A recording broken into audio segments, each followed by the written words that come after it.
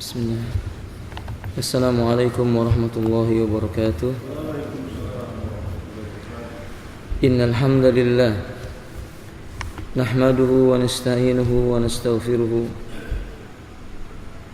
wa na'udzu billahi min shururi anfusina wa sayyiati a'malina. Man yahdihillahu fala mudilla lahu wa man yudlilhu fala hadiya lahu. أشهد أن لا إله إلا الله وحده لا شريك له وأشهد أن محمدا عبد الله ورسول الله. اللهم صل على محمد وعلى آله وأصحابه ومن تبعهم بإحسان إلى يوم الدين. وبعد يا أيها الذين آمنوا اتقوا الله حق تقاته ولا تموتن إلا وأنتم مسلمون. وبعد فإن أصدق الحديث كتاب الله وخير الهدي هدي محمد صلى الله عليه وآله وسلم وشر الأمور محدثاتها إن كل محدثة بدعة وكل بدعة ضلالة وكل ضلالة في النار. Saudaraku kaum muslimin rahimani wa rahimakumullah, kita melanjutkan dari pembahasan buku Detik-detik Terakhir wafatnya Rasulullah SAW yang disusun oleh Ustaz Abdul Hamid Usman dan Ustaz Abu Said hafizahumullah ta'ala. Pada pertemuan yang lalu kita telah sebutkan tentang penjelasan khutbah pada hari Arafah. Di antara khutbah Rasulullah SAW, beliau menyebutkan inna dima'akum wa amwalakum wa fi riwayah wa a'radakum haramun alaikum kahurmati yaumikum hada wa syahrikum hada wa fi buldikum hada.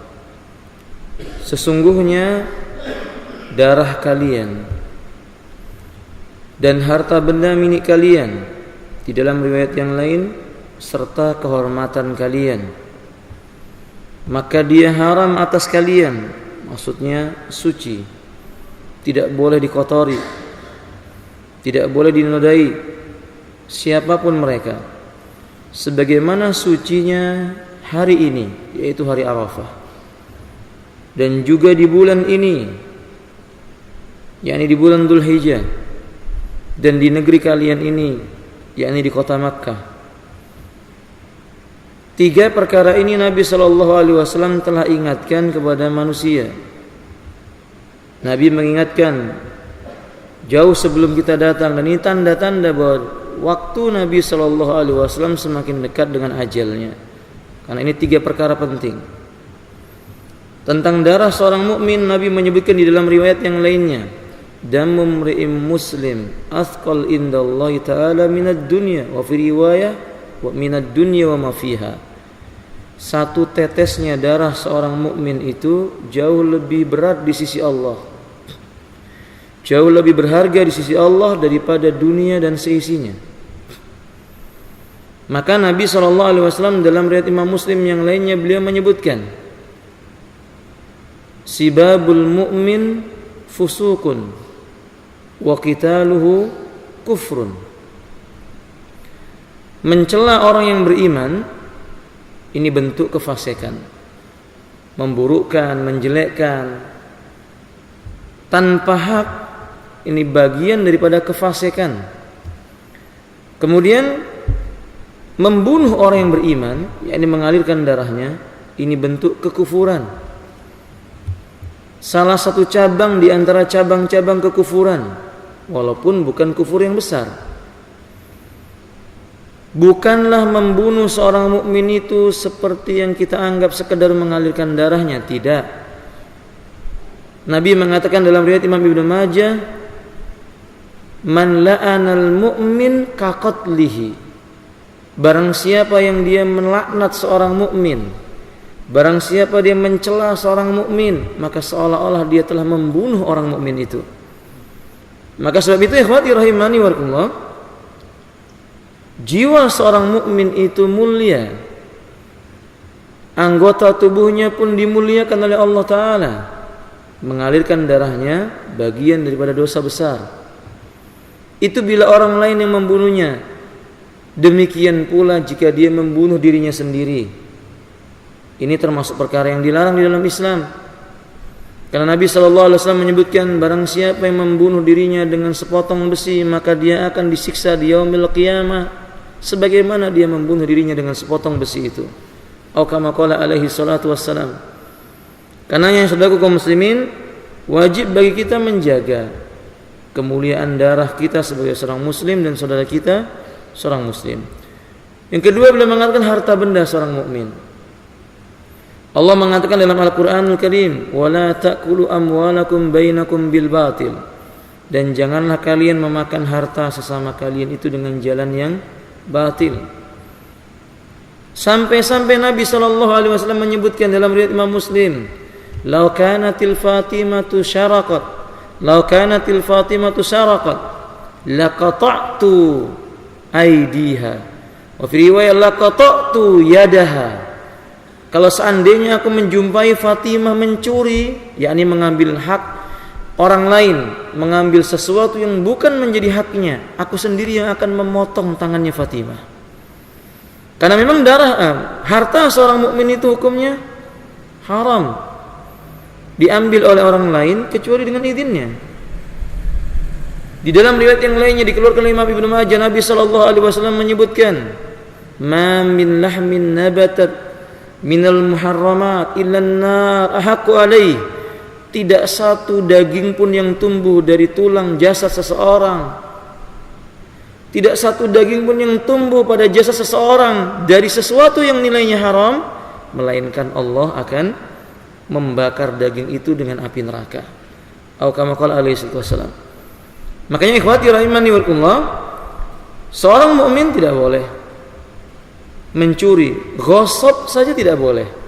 Ghasab itu mengambil milik orang lain walaupun dengan niat ingin dikembalikan. Ya mungkin dia meminjam buku tanpa izin, mengambil benda milik saudaranya tanpa izin walaupun dia berkeinginan untuk mengembalikannya lagi, dilarang di dalam Islam. Kama qala Abdullah ibn Umar menyebutkan, nahana Rasulullah sallallahu alaihi wasallam anil ghasbi. Nabi melarang kami dari sikap ghasab, ngambil sesuatu tanpa izin. Apalagi jika itu diniatkan untuk mencuri, naudzubillah.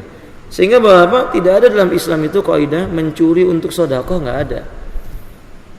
Tidak seperti orang-orang kafir yang mengatakan boleh saja mencuri asal dibagikan untuk fakir miskin. Tidak, dalam Islam tidak boleh.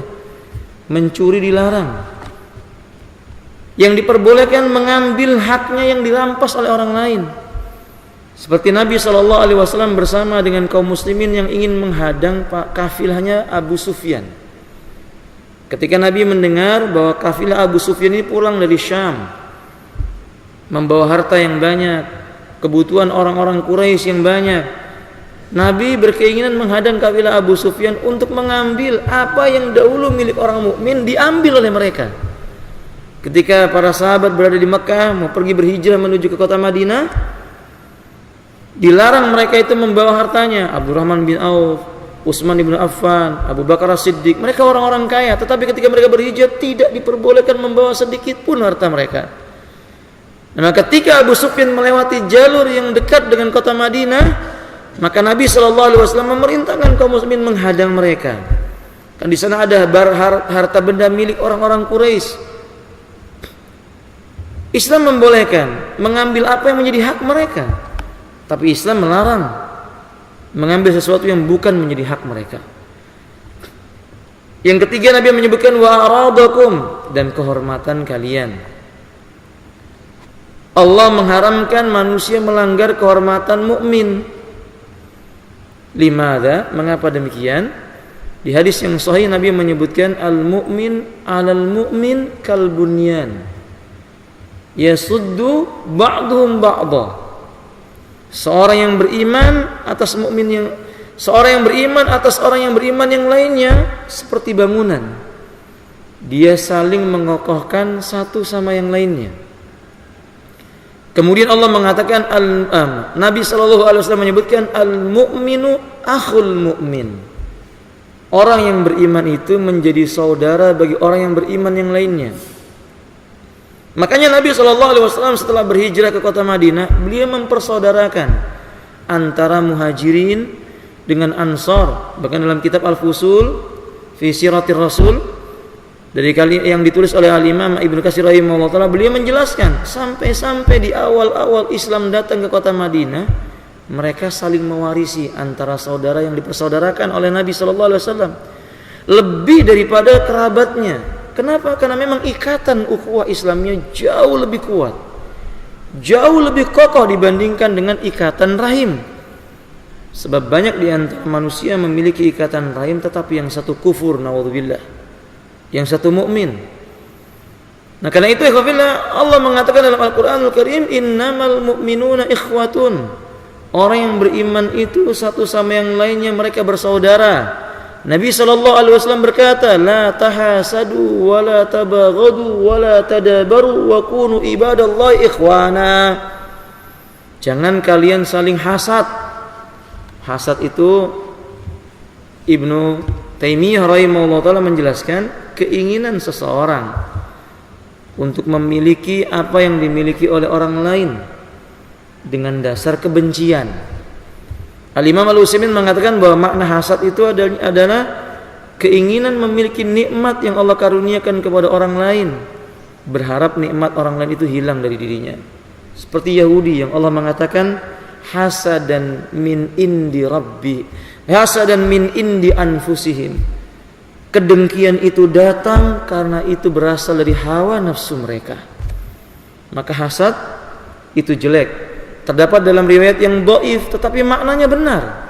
Nabi mengatakan, di dalam riwayat itu disebutkan, iyyakum wal hasad innal hasada. Hati-hatilah kalian dengan dengki, karena dengki itu yudhibul hasanat kama tuhrikun narul hatab. Menghapuskan kebaikan-kebaikan seperti api yang membakar kayu yang sangat kering. Wala tabaghadu, kata beliau, jangan kalian itu saling membenci.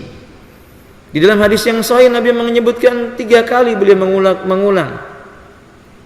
La taghdab, la tabaghad. Jangan kalian saling membenci, jangan kalian saling membenci, jangan kalian saling membenci. Dalam riwayat yang lain kalimatnya la taghdab, jangan kalian saling marah. Jangan kalian marah maksudnya. La taghdab, la taghdab, innal ghadaba minasyaitan. Karena memang kemarahan itu datangnya dari syaitan. Yakni kebencian itu muncul biasanya karena sebab kemarahan. Akhi billah, marah tidak dibenarkan dalam Islam kecuali satu perkara. Marah karena Allah tabaraka wa taala. Yang Nabi menyebutkan ada 7 golongan yang Allah akan menaungi mereka di yaumil qiyamah, di saat tidak ada naungan kecuali naungannya Allah tabaraka wa taala. Salah satunya adalah seseorang yang mencintai karena Allah dan membenci juga karena Allah Ta'ala. Jadi tidak boleh benci karena sebab perkara-perkara yang tidak ada kaitannya dengan urusan agama. Benci karena urusan dunia tidak boleh. Benci harus karena Allah Tabaraka wa Ta'ala. Wala tadabaru, kata Nabi, jangan kalian saling membelakangi, yakni saling mengecilkan. Karena ini sifatnya orang-orang Yahudi dan Nasrani. Allah mengatakan dalam Al-Qur'anul Karim, menegaskan tentang keadaan Yahudi dan Nasrani ketika Yahudi itu berkata, wa qalatil yahud laisatin nasara ala syai'. Yahudi itu mengatakan orang Nasrani itu enggak ada apa-apanya. Wa qalatin nasara laisatil yahudu ala syai'. Nasrani justru berkata, Yahudi itu enggak ada apa-apanya. Mereka saling mengecilkan. Karena sesungguhnya sebagaimana Abdullah bin Mas'ud mengingatkan, khalaqanallahu ta'ala mutafawwid. Allah menciptakan kita ini bertingkat-tingkat, berbeda-beda. Wa faddalallahu alaina bi fadlin minallah. Allah memberikan kepada kita keutamaan dengan keutamaan yang datang dari Allah. Mutadarrijan, bertingkat-tingkat, berbeda-beda. Allah sendiri menyebutkan para rasul saja punya keutamaan yang berbeda-beda. Tilkar rusulu, kata Allah, inilah para rasul. Faddalna, ya, tilkar rusulu faddalallahu ala ba'dhum ala ba'din. Inilah rasul di mana Allah memberikan keutamaan sebagian atas sebagian rasul yang lainnya. lelaki dan perempuan diberikan keutamaan yang berbeda, lelaki dengan lelaki memiliki keutamaan yang berbeda. Maka ikhwanilah rahimani, tidak boleh kita saling mengecilkan, tidak boleh saling membelakangi. Yang boleh Nabi sallallahu alaihi wasallam menyebutkan ad-dinun nasihah. Agama adalah ketulusan. Nasihat itu artinya adalah ketulusan. Liman ya Rasulullah, liman ya Rasulullah. Nabi ditanya, siapa wahai Rasulullah? Qal lillah. Ketulusan yang dilakukan semata-mata karena Allah. Wali kitabihi, untuk kitabnya, yakni dengan mengambil Al-Quran sebagai panduannya. Wali Rasulillah, untuk Rasulullah. Wali a'immatil mu'minin, dan untuk pemimpin-pemimpin kaum mukminin. Wali amatihi wa amatihim, dan bagi orang-orang mukmin secara umum. Nah, maka sebab itu kemudian beliau mengatakan, darah kalian, harta benda kalian, kehormatan kalian itu haram atas kalian seperti kesucian hari ini bagi kalian, yaitu pada tanggal 9 Dzulhijjah, tanggal yang utama dan mulia. Dianjurkan bagi kaum muslimin berpuasa pada tanggal itu, dan kemudian 2 hari yang berikutnya menjadi hari raya bagi kaum muslimin. Kemudian hafizah rahimani wa rahimakumullah, afwan, maksudnya pada tanggal 10 Dzulhijjah maksudnya. Dia ini di mana kaum muslimin itu berhari raya padanya. Kemudian hafizah rahimanillah, di negeri kalian ini, di bulan kalian ini, bulan Dzulhijjah itu mulia, negeri Makkah juga mulia. Sepakat para ulama, beribadah di seluruh negeri Makkah, bukan hanya di Masjidil Haram. Di seluruh masjid yang ada di kota Makkah, maka pahalanya dilipat gandakan beribu kali lipat dibandingkan dengan masjid yang lainnya. Demikian pula sebagaimana Imam Ibnu Ma'in menyebutkan, orang yang berbuat dosa di negeri Makkah, dosa-dosanya juga dilipatkan melebihi dosa-dosa yang dilakukan oleh manusia di luar kota Makkah. Dan ini menunjukkan kota Makkah ini mulia. Saya katakan sebagaimana dijelaskan oleh para ulama, 2 kota yang paling mulia diterangkan dalam Islam selain dari yang ketiganya. 2 kota yang paling mulia itu adalah Al-Makkah dan Al-Madinah. Sedangkan yang ketiganya adalah Asy-Syam, yaitu Filistin. Di sana ada sebuah masjid yang dikenal dengan Baitul Muqaddas, atau kita menyebutnya Baitul Maqdis, atau dikenal dengan Masjid Al-Aqsa.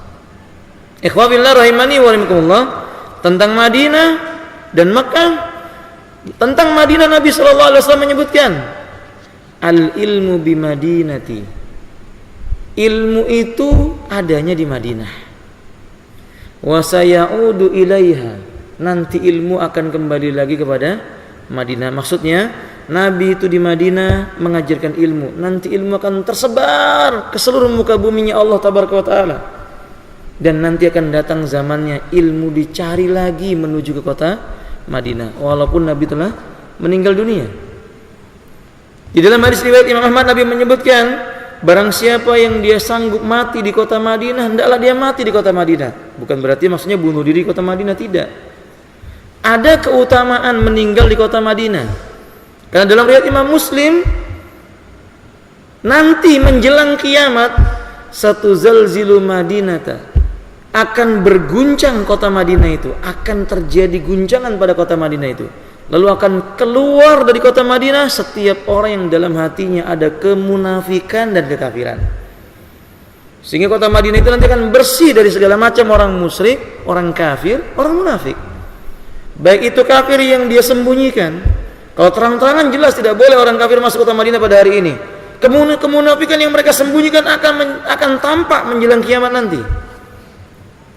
2 kota ini dalam riwayat Imam Bukhari, Nabi menjelaskan fitnah Dajjal akan menyentuh seluruh permukaan bumi, kecuali 2 kota yang dijaga oleh Allah melalui tentara-tentaranya, ini malaikat-malaikat Allah, ini Madinah dan Makkah.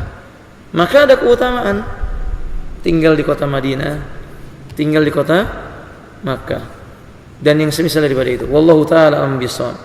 Kemudian beliau berkata, maknanya sesungguhnya segala bentuk perilaku dan tindakan jahiliyah tidak berlaku lagi. Beliau berkata, sesungguhnya segala bentuk perilaku dan perbuatan jahiliyah tidak boleh dilakukan lagi. Dan perbuatan jahiliyah ini banyak, seperti tidak memakai jilbab, termasuk jahiliyah. Dalilnya firman Allah tabaraka wa taala, wa qarna fi buyutikunna wa la tabarrujna tabarrujal jahiliyatil ula. Dan tetap tinggallah kalian di dalam rumah-rumah kalian, jangan kalian bersolek seperti solekan wanita jahiliyah. Maksudnya wanita yang keluar rumahnya kemudian mereka tidak mengenakan penutup auratnya, itu sama dengan solekan-solekan jahiliyah. Allah yang menyebutnya jahiliyah. Nabi SAW juga menyebut wanita-wanita yang tidak memakai pakaian penutup aurat ketika keluar rumah dengan sebutan wanita jahiliyah. Bahkan Nabi menggambarkan sinfani min ahlin nari lam arahuma, dua penghuni neraka sebelumnya aku tidak pernah melihatnya. Salah satunya kata Nabi, nisaun kasiyatun ariyatun mumilatun ru'usuhunna kasnimatil buktil ma'ila la yadkhulnal jannah wa la yajidna riha wa inna riha la yujadu min masiratin kada wa kada. Wanita yang berpakaian tetapi telanjang, di kepala mereka ada seperti punuk onta, jika berjalan dia melenggak-lenggok. Dia tidak akan masuk ke dalam surganya Allah, dan dia tidak akan mencium baunya surga, sementara bau surga tercium dari jarak yang sangat jauh sekali. Kata Ibnu Abbas radhiyallahu ta'ala, hadi min umuril jahiliyah, karena ini termasuk bagian dari urusan jahiliyah. Contoh di antara perbuatan jahiliyah yang lainnya, Nabi mengatakan salasun min umuril jahiliyati la yatrukuha ummati. Ada 3 perkara, dia termasuk urusan jahiliyah, sulit sekali umatku itu meninggalkannya. Sulit sekali umatku itu meninggalkannya. Yang pertama kata Nabi SAW, al-fakhru bil akhsab, bangga dengan kedudukan. Dan kita menjumpai ini ada dalam diri kaum muslimin, Bapak. Seolah-olah kedudukan sebagai segala-galanya bagi dirinya. Kemudian yang kedua kata Nabi, at-ta'nu fin nasab, mencela nasab, memburukkan nasab seseorang. Maka kita menjumpai di negeri ini ada istilah darah biru. Nggak tahu darah yang kedua darah apa, Pak, wallahu alam. Ala kuliah ini aneh begitu. Kebanggaan yang tidak dijumpai di dalam ajaran Islam. Yang ketiga Nabi sallallahu alaihi wasallam menyebutkan an-niyahah. Niyahah itu meratapi dengan menempeleng pipi, merobek-robek apa? Pakaian, sakul jayub wa darbul hudud. Ini dilarang dalam Islam. Dan ikhwati rahimani Allah, contoh perbuatan jahiliyah yang lainnya, dan ini yang terakhir kita contohkan dari perbuatan jahiliyah, seperti Nabi sallallahu alaihi wasallam menyebutkan fala tadribu unuqa akhikum, riwayat wala tadribu ba'dukum ala ba'din, jangan kalian pukul leher kalian sebagian atas sebagian yang lainnya. Maksudnya termasuk perbuatan jahiliyah itu bermusuhan, berperang antara sesama kaum muslimin. Ketika Nabi sallallahu alaihi wasallam menjumpai seorang muhajirin berkata, wahai muhajirin, orang Ansar pun berkata, wahai Ansar. Maka Nabi berkata, apakah kalian melakukan seruan-seruan jahiliyah yang membuat kalian saling memukul punggung-punggung atau leher-leher kalian? Nah, maka sebab itu ini termasuk jahiliyah, nggak boleh. Kita harus mengetahui ini. Apa saja perkara jahiliyah itu? Saya menganjurkan kepada saudaraku kaum muslimin, cari buku yang berjudul Al-Masail Al-Jahiliyah, buku tentang perilaku-perilaku jahiliyah. Sudah diterjemahkan. Buku ini bagus sekali supaya kita tahu apa sih urusan-urusan jahiliyah, supaya kita nggak jatuh dalam perbuatan tersebut. Karena dia dilarang oleh Nabi sallallahu alaihi wasallam. Kemudian beliau mengatakan, tindakan menuntut balas atas kematian seseorang sebagaimana yang berlaku pada masa jahiliyah juga tidak boleh berlaku lagi. Dendam dilarang. Yang ada dalam Islam kisos. Jika kisos itu sahibul mayyit, keluarga dari si mayit itu memaafkan, maka yang ada adalah membayar diat. Dendam kesumat tidak dibenarkan dalam Islam. Islam tidak mengajarkan dendam. Kalau seandainya dendam itu diajarkan, tentu Nabi akan dendam dengan seorang lelaki yang bernama Wahsy. Wahsy ini lelaki yang membunuh Hamzah. Ditombak dari arah yang tidak diketahui Hamzah, bukan dalam keadaan jantan, bukan. Dalam keadaan yang ketika itu Wahsy pandai, karena memang orang Habasy itu biasa bermain tombak dan pedang.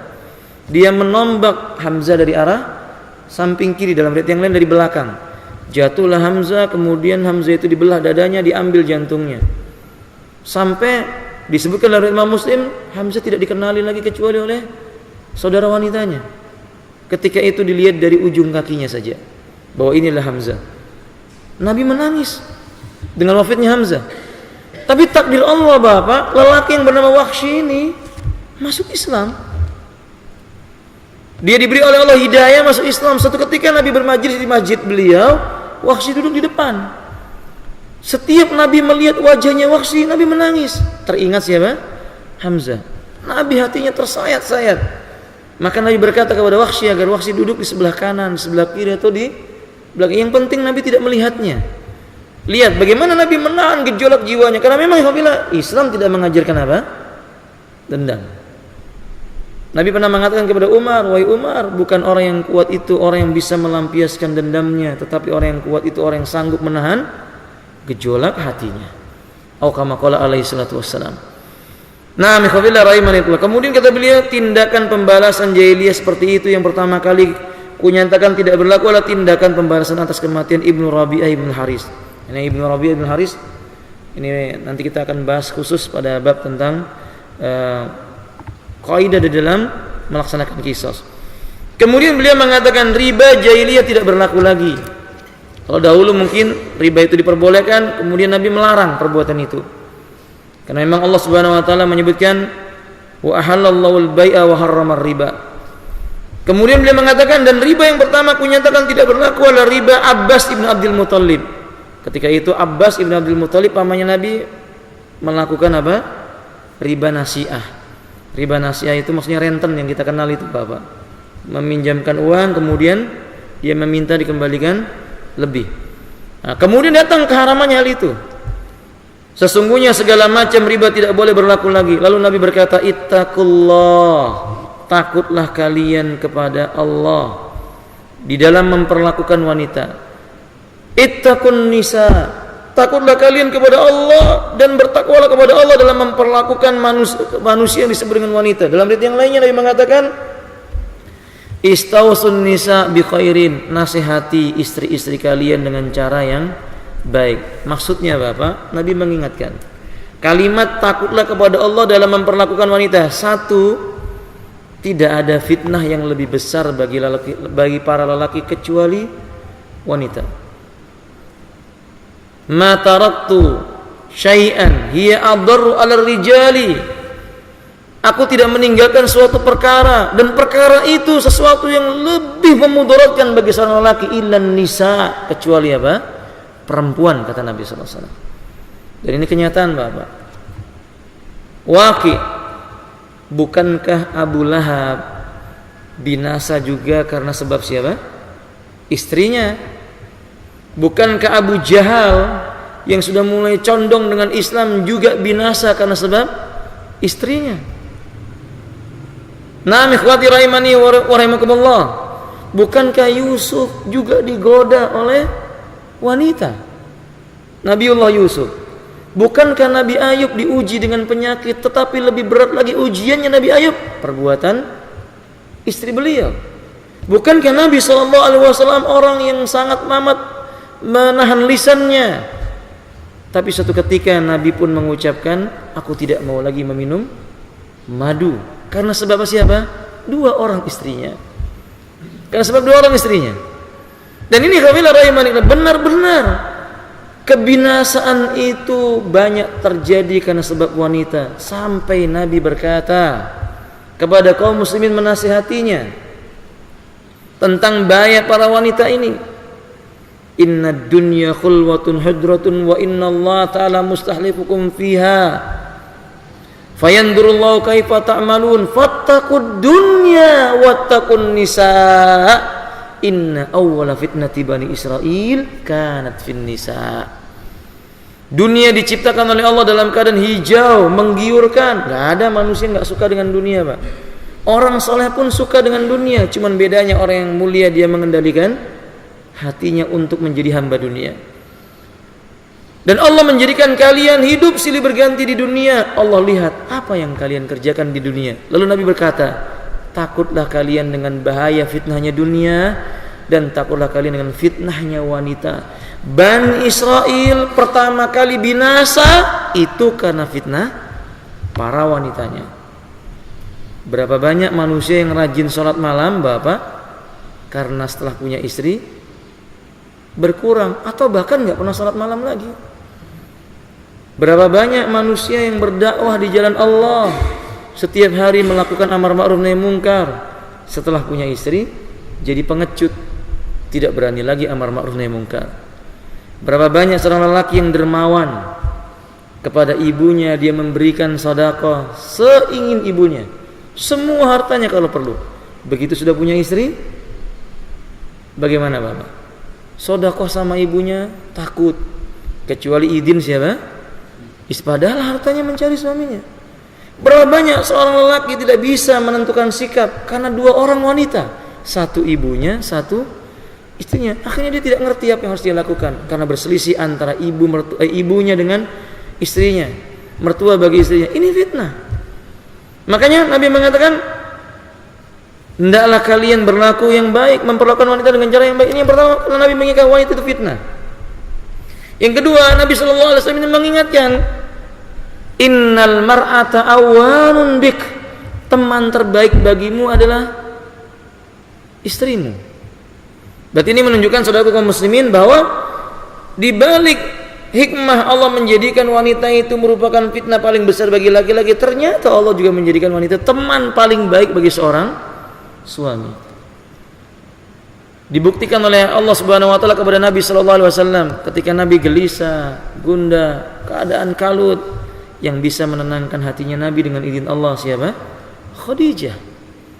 Sesedih apapun, sampai ungkapan yang disebutkan oleh Al-Hasan Al-Basri, dia mengatakan, kalau seandainya seluruh manusia memusuhi diriku pada hari ini, maka itu tidak lebih berat daripada tetesan embun di pagi hari.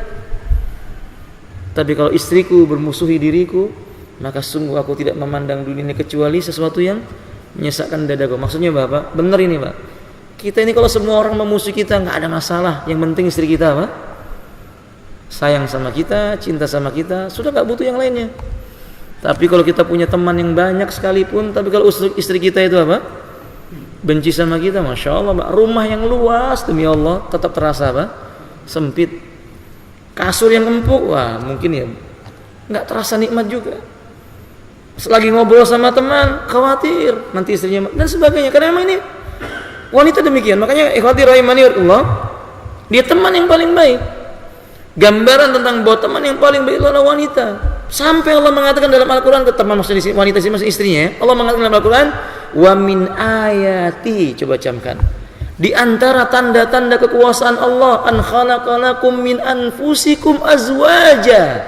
Allah ciptakan bagi kalian dari diri kalian sendiri pasangan hidup bagi kalian, litaskunu ilaiha, supaya kalian bisa merasa sakinah terhadapnya. Satu-satunya zat yang Nabi mengatakan, yang Allah Subhanahu wa taala menyebutkan kalian bisa menjadi sakinah terhadapnya, itu wanita. Maka ikhwafillah rahimanillah, yang ketiga, hadis ini memberikan faedah kepada kita. Karena dia ini merupakan musuh yang paling kuat sekaligus teman yang paling baik, Nabi berpesan kepada kita, istausun nisa bi khairin. Beri wasiat istrimu itu dengan kebaikan-kebaikan. Maksudnya, pertama sabar. Dua, isi nasihatmu benar-benar menjadi kebaikan. Tiga, nasihatmu itu berlaku untuk dirimu. Yang saya maksudkan di sini Bapak Saudara kaum muslimin, ada orang yang memberi nasihat kepada istrinya, tapi dia nggak melaksanakan nasihatnya. Itu berarti bukan memberikan nasihat kepada istri dengan cara yang baik. Dia berkata kepada istrinya, Mi, jadi wanita solehah ya. Ujungnya dikasih tahu, jangan seperti Abi. Nah, masya Allah. Maksudnya, yang solehah kamu saja, saya enggak. Karena ikhwafillah datang kepada saya seorang wanita, kemudian dia mengadu, suami saya enggak pernah mau sholat Ustaz. Ketika saya nasihati agar sholat, dia berkata, Umi saja yang sholat, sudahlah yang jelek biar Abi saja. La haula wala quwata illa billah. Ini bukan nasihat yang baik. Ini nggak benar seperti itu. Nah, kalau memberi nasihat kepada wanita dengan cara yang baik itu dengan cara lemah lembut. Nabi mengatakan dalam hadis yang sahih, khairukum li ahlikum. Lelaki terbaik di antara kalian yang paling baik kepada keluarga kalian. dengan cara lemah lembut. Kalau marah, Nabi berkata, idza kariha ahadukum limraati, dalam ayat yang lain, wa idza karihtaha fala tuqabbihuha. Kalau kamu sedang benci dan marah kepadanya, jangan memburukkan dirinya, jangan mencelanya, begitu. Karena wanita itu disebutkan dalam ayat yang sahih diciptakan dari tulang yang paling bengkok, Pak. Tulang paling bengkok itu yang bagian mana? Yang paling atas, rusuk yang paling atas. Nah, saudaraku kaum muslimin rahimani wa rahimakumullah, biasanya karena tulang yang paling bengkok itu, kata Nabi, kalau engkau biarkan dia makin bengkok, tumbuhnya makin bengkok. Anak kita tahu tulangnya tidak begitu bengkok, makin dewasa makin bengkok, makin bengkok. Tapi Nabi mengatakan kalau engkau kasarkan, engkau kasari dia akan patah. Maksudnya kata Nabi, wanita itu kalau kamu kerasi pasti ujungnya patah. Apa yang dimaksud dengan patah? Ujung-ujungnya wanita itu berkata apa, Pak? Pulangkan saya ke rumah orang tua saya, minta cerai. Berarti dari sini Nabi menasihati wanita itu, apa bahasa kita itu apa, Pak ya? Ya, ditarik diulur lagi, ditarik diulur lagi. Kata anak muda itu jinak-jinak. Apa itu, Pak? Jinak-jinak apa? Burung emprit gitu ya. Jinak-jinak merpati mungkin begitu. Maka dengan cara yang baik. Kalau wanita itu bisa dinasihati dengan jalan yang baik, dipersiapkan dengan jalan yang baik, percayalah, nanti akan keluar dari sulbi kita melalui rahim istri kita anak-anak yang juga baik, insyaallah. Innal mar'ata madrasatul ula li abna'ik idza sta'dattaha. Wanita itu merupakan sekolah pertama bagimu bila engkau persiapkan dia dengan jalan yang baik, engkau telah persiapkan generasi yang baik. Kemudian alhamdulillah rahimani Allah, selanjutnya beliau mengatakan, karena kalian mengambil mereka sebagai amanah Allah dan kehormatan mereka dialakan bagi kalian dengan nama Allah. Ini ingat, ini nasihat, enggak boleh bagi laki-laki gampang mengancam istrinya dengan kalimat apa? Cerai. Laki-laki nggak boleh sedikit-sedikit berkata, kamu kalau nggak begini saya ceraikan, kamu kalau begitu saya ceraikan, nggak boleh. Ya kalau memang mau ceraikan, ceraikan aja langsung, jangan apa? Jangan diancam-ancam. Kasih nasihat dengan cara yang baik, nggak bisa dinasihat sudah pulang ke rumah orang tuamu. Sebagaimana saya ambil kamu dengan jalan yang baik, saya antar kamu dengan jalan yang baik. Begitu. Sebagaimana kita mengambil kehalalan dari hal yang diharamkan oleh Allah kepada kita berada di wanita dengan Bismillah, kita pun dengan ikhlas mengantarkannya ke tempat orang tuanya. Saya ingin tambahkan sedikit faedah kalimat, karena kalian mengambil mereka sebagai aman Allah dan kehormatan mereka dihalalkan bagi kalian dengan nama Allah Ta'ala. Ini memberikan faedah kepada kita. Satu, akad nikah itu jalan satu-satunya kehalalan seorang wanita bagi lelaki. Selain akad nikah tidak halal, kecuali yang diterangkan oleh syariat, dan itu tidak mungkin ada di zaman kita ini, perbudakan. Kalau dia budak wanita ya, halal. Sehingga nggak ada yang namanya apa itu, Pak? Kawin kontrak, nggak ada. Itu bukan akad yang sah.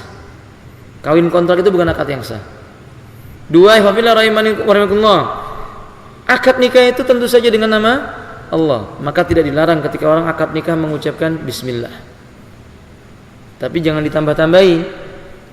Karena akad nikah itu gampang.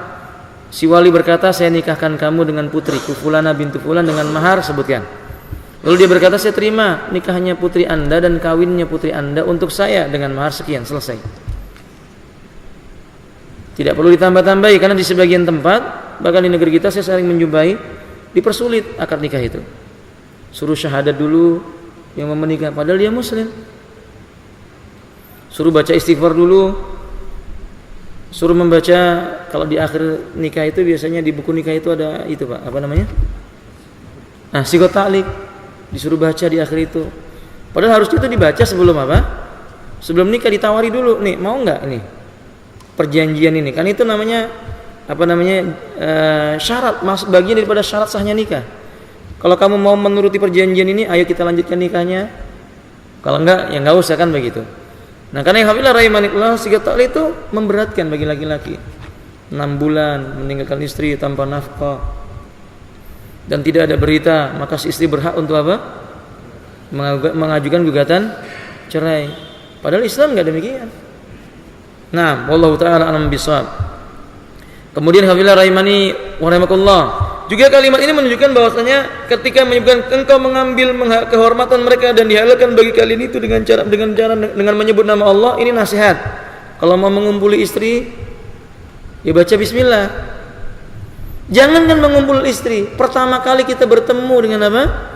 Istri kita, diletakkan tangan ini di mana, Pak? Ubun-ubunnya kita baca bismillah. Bismillah, Allahumma inni as'aluka min khairiha wa khairi ma jabalta alaihi wa a'udzubika min syarriha wa syarri ma jabalta alaihi. Atau dalam ayat yang lainnya, Allahumma inni as'aluka min khairiha wa khairu ma fiha wa khairu ma jabalta alaihi, dan seterusnya. Kita membacakan doa untuknya dengan bismillah. Karena makna bismillah di situ artinya aku meminta pertolongan dengan nama Allah. Kemudian dia sebutkan apa yang dia inginkan itu. Wallahu a'lam bishawab. Kemudian apabila catatan yang terakhir, bahwa ikhwati rahimani wa Allah, ini juga memberikan bukti wanita itu amanah bagi laki-laki. Didik wanita itu dengan baik. Tidak ada yang lebih dibutuhkan oleh wanita kecuali nasihat. Bapak-bapak, kalau dia dinasihati dengan cara yang baik, sedikit yang kita berikan akan membuat dia bersyukur.